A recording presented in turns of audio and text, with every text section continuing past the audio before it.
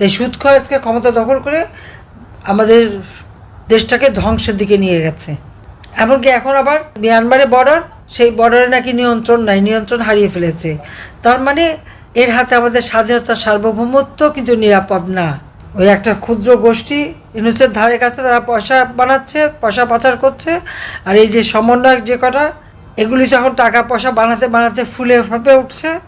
কাজে এর বিরুদ্ধে সর্বতোভাবে সংগ্রাম করতে হবে, আন্দোলন করতে হবে, একে ক্ষমতা থেকে হটাতে হবে এবং দেশকে এই জালেমের হাত থেকে মুক্ত করতে হবে।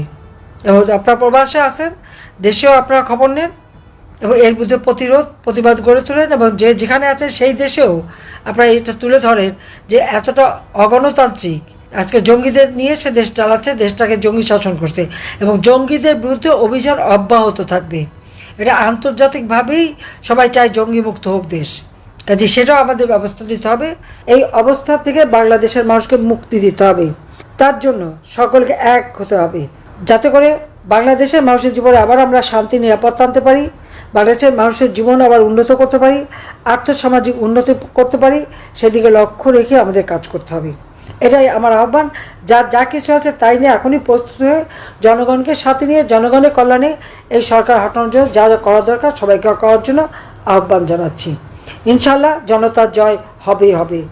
বাংলাদেশের বর্ডারে নিয়ন্ত্রণ থাকবে না তো সরকার আছে কি কাজে? সরকার কি করে? সরকার কি কোনো দায়িত্ব নেই?